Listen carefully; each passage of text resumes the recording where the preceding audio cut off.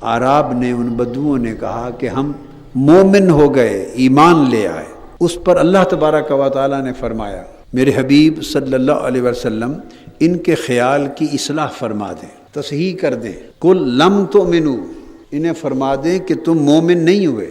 गोया कलमा पढ़ने से, फ़कत कलमा पढ़ने से कोई मोमिन नहीं हो जाता।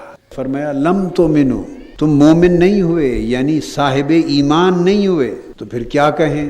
तो फरमाया वलाकिन क़ूलू असलमना, बल्कि उन्हें चाहिए कि वो ये कहें कि हम मुसलमान हो गए।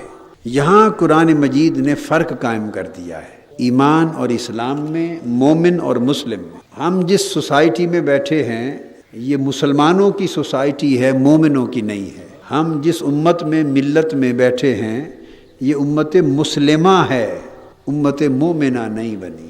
हम जिस दौर में रह रहे हैं मुसलमानों का दौर है, जैसे तैसे भी हैं, मुसलमानों का दौर है, मोमिनों का दौर नहीं है। वो बात हो रही है वलाकिन क़ूलू असलमना, बल्कि इन्हें चाहिए कि यूं कहें कि हम मुसलमान हो गए।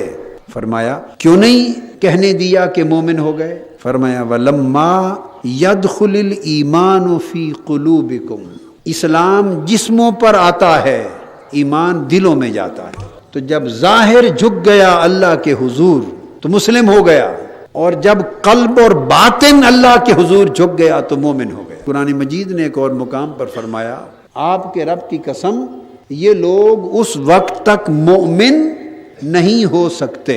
ला युमिनून, ला युस्लिमूना नहीं कहा, उस वक्त तक साहिबान ईमान नहीं हो सकते, मोमिन नहीं हो सकते। कब तक? जब तक तीन चीज़ें अपने अंदर पैदा ना कर लें आपकी निस्बत से, सल्लल्लाहु अलैहि वसल्लम, ऐ मेरे हबीब। अब इसमें तो एक लतीफ़ नुक्ता है, एतिकादी नुक्ता है।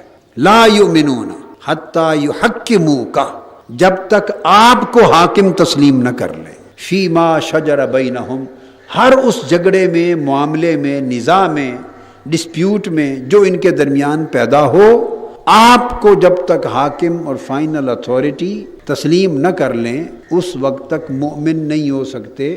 आपके रब की कसम, जब तक आपको हाकिम न मान लें मोमिन नहीं हो सकते।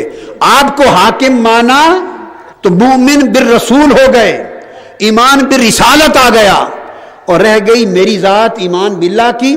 फला व रब्बिक, मुझे आपका रब कहकर माना तो ईमान बिल्लाह आ गया। तो ईमान बिल्लाह ये है कि अगर मुझे रब माने आपका रब समझकर तो रब मानना कबूल करता हूं, और अगर किसी और का रब समझकर माने तो रब मानना कबूल नहीं है।